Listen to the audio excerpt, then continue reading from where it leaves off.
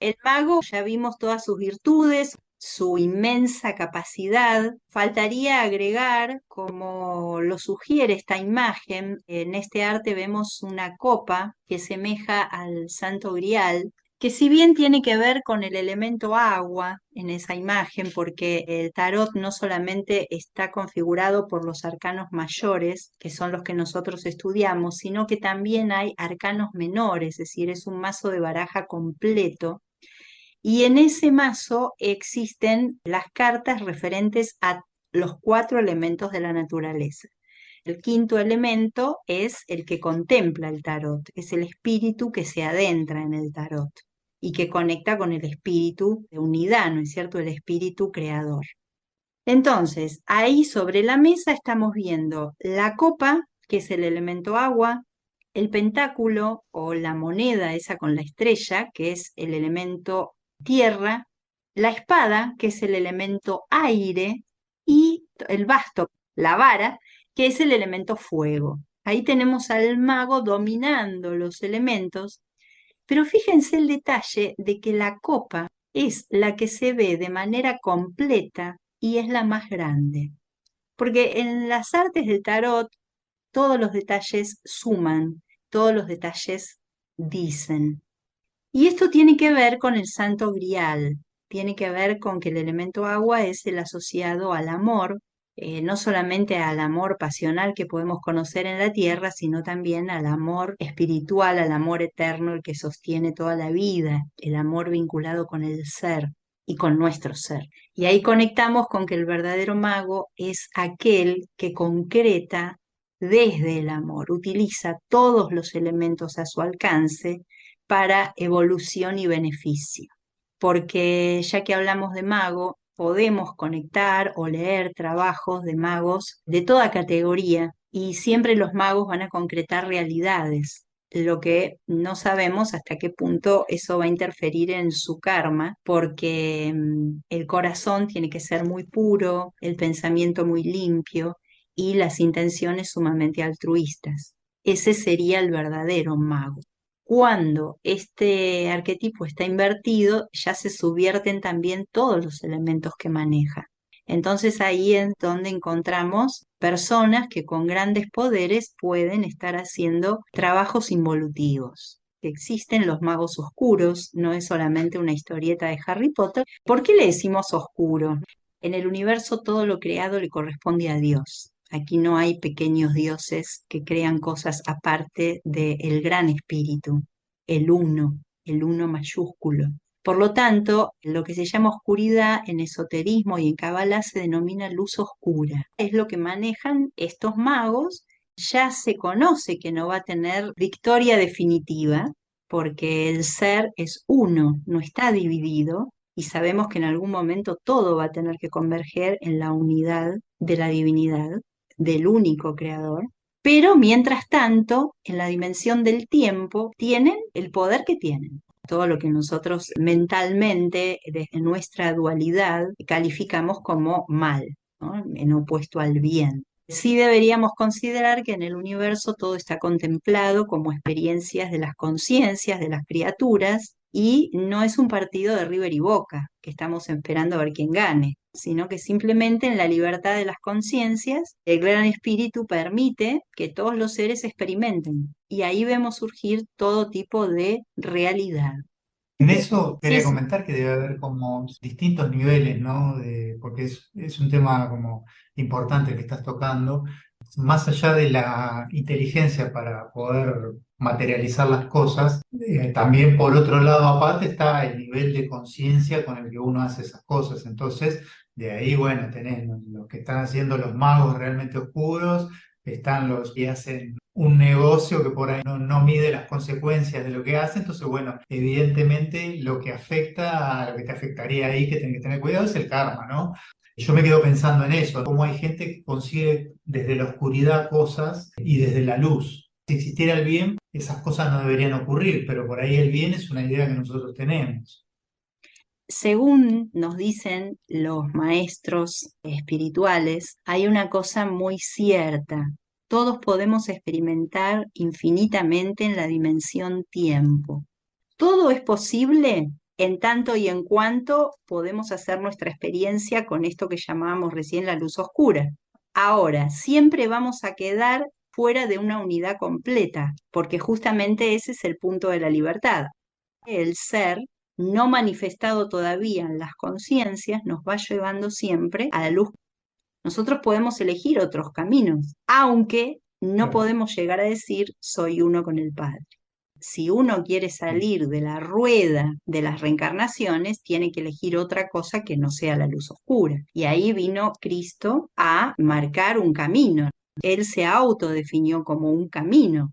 Nosotros porque bueno, no lo Claro. queremos ver, o a lo mejor el tema de las religiones es el árbol que nos tapa el bosque, pero en realidad la luz es lo único que nos lleva a la unidad con el ser divino y a un gozo y a un poder verdaderos.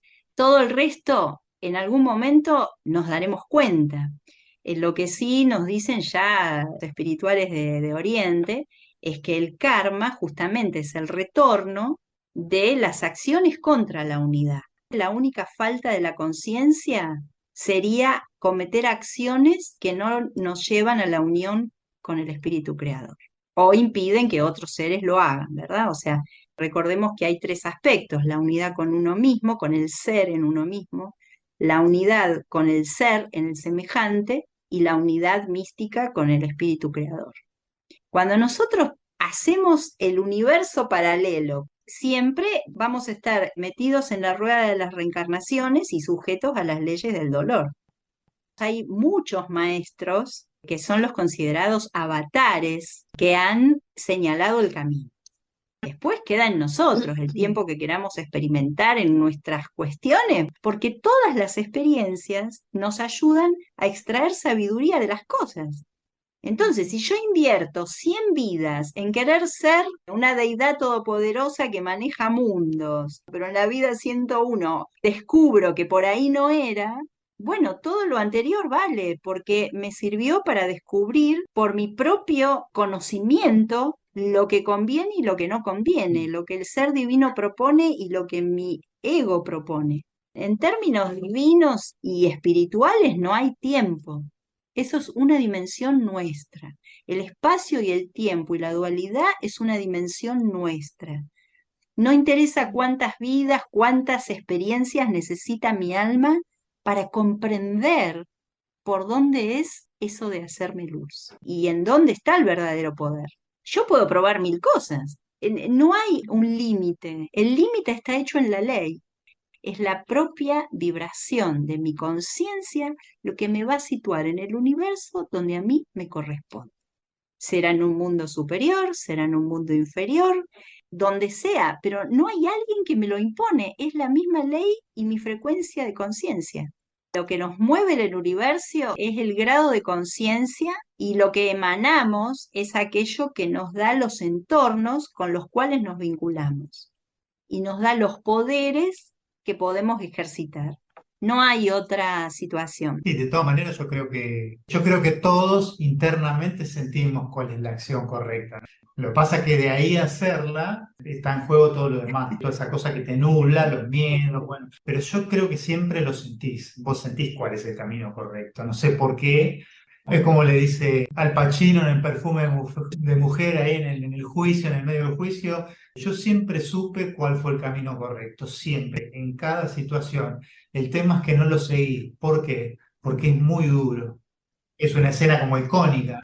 El tipo, viste, es un desastre, pero dice, siempre lo supe, pero no lo seguí. Está inscripto en nuestra conciencia.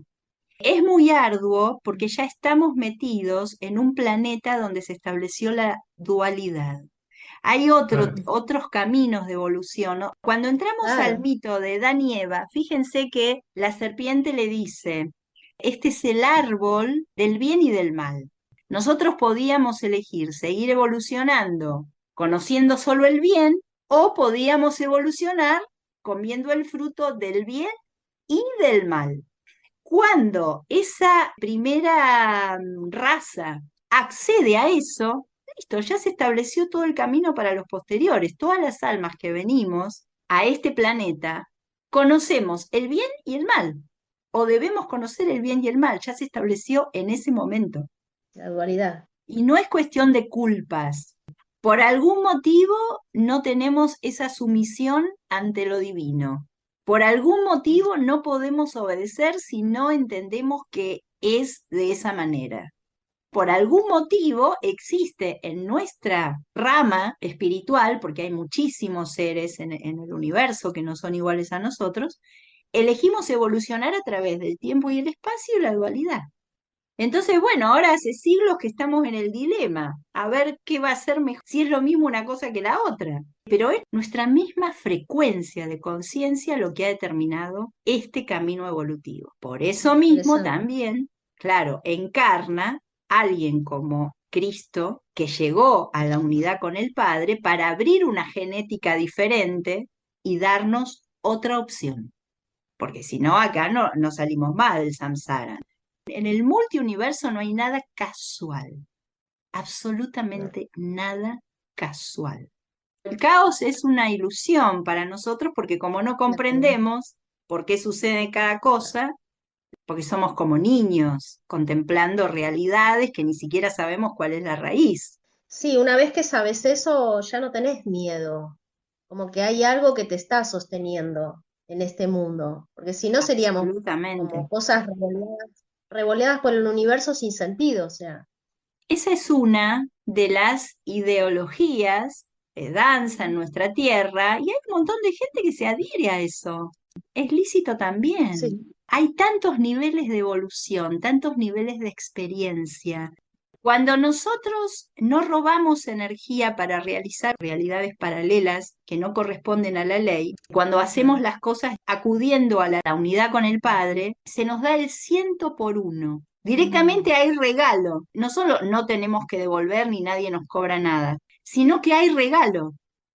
Cada vez que yo avanzo una molécula en la conciencia de la luz, de la unidad, Dios me devuelve el 100 por 1, porque eso es lo que me ayuda a ascender. Es 1 por 1. Y aún así está la gran ley de la misericordia, que generalmente debe ser el 1 por medio, ni siquiera es el 1 por 1. Eso ya lo vamos a ver cuando veamos la misericordia.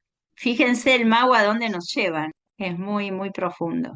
Decíamos entonces que las no virtudes del mago son aquellas que nos llevan al ilusionismo, al engaño, a la sugestión y a la manipulación. Defectos estos sumamente frecuentes en las personas uno. No todo el tiempo, pero ni bien se descuidan, ahí les va a saltar toda esta, si bien es breve lista de cosas, pueden ser bastante importantes. Te hago una pregunta. Sí, ¿Puede ser que roben energía?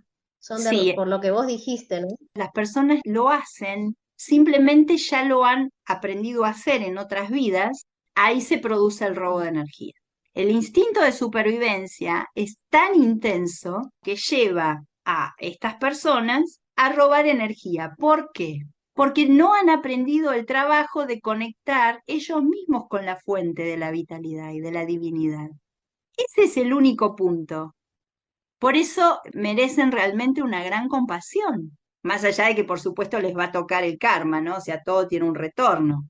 Por eso mucha gente dice, ay, le robaron. Y ellos nunca le robaron a nadie. Eso no existe. Nadie te va a robar si vos nunca le robaste a nadie. Ni la energía, ni la plata, ni la casa, ni el auto, ni lo que fuera. Hay Ujú. gente que a lo mejor no roba objetos materiales o no roba dinero, pero sí roba energía. La idea es extraer la luz de la única fuente de luz. No es mi semejante la fuente de luz, no es mi semejante la fuente de amor, es Dios, es el espíritu que me dio la vida. Si me dio la vida, me va a dar la energía para sostenerla. Punto y final, no tengo por qué andar manoteando como una desesperada lo que hay a mi alrededor.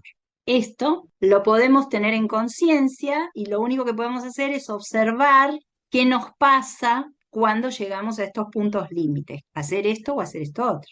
Decíamos entonces que estas anticualidades, el engaño, la mentira, la sugestión, estos son los defectos del mago. Así sea una pequeña damisela, ama de casa, viejita, si es nacida el día 1, no te relajes nunca. no porque vas a empezar a pensar mal de las personas nacidas el uno, sino porque el uno, en cualquier momento que te descuidaste, va a generar algo, vas a estar haciendo lo que él quiere sin darte cuenta. O sea, son personas con las que nos tenemos que tomar un tiempo para escuchar qué dicen, para escuchar qué proponen, para ver qué hacen, para entender a dónde quieren ir, cuál es su proyecto y lo que ocultan.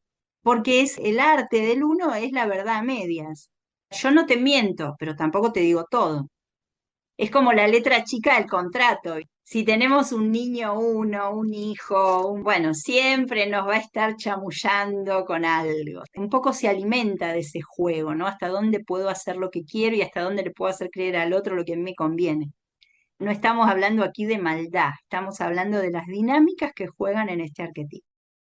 En una familia donde los integrantes comparten por lo menos un dígito uno cada uno, supongamos que uno es del día 10, el otro es del día 12 y el otro del día 13. Son arquetipos diferentes porque tenemos la rueda, el iluminado, la transformación. Pero ¿qué sucede? Si todos tienen un uno, no hay ninguno que va a perjudicar de más a los demás.